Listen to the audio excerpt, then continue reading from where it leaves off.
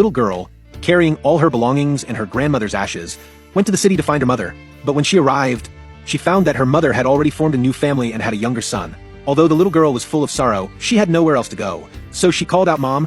Her mother looked at her with disgust, and her husband wouldn't allow her to take the girl in. But the mother, worried about being accused of abandonment, persuaded her husband to let her stay for one night and have her ex-husband take her away the next morning. The husband reluctantly agreed, but didn't allow her to sit at the table during dinner. The sensible girl could only take her bowl and eat in a corner.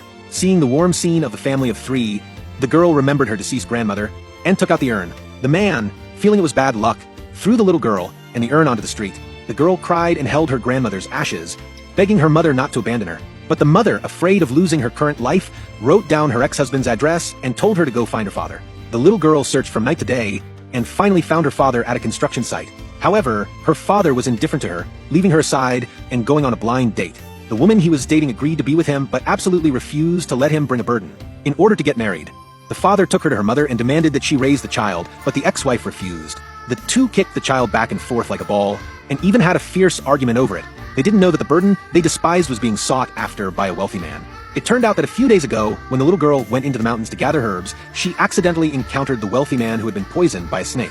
She crushed the herbs that could remove the snake venom and applied them to the wealthy man's wound, saving his life. The wealthy man vaguely saw the girl's appearance and with his assistant searched the whole city for her. They happened to see the scene of their argument,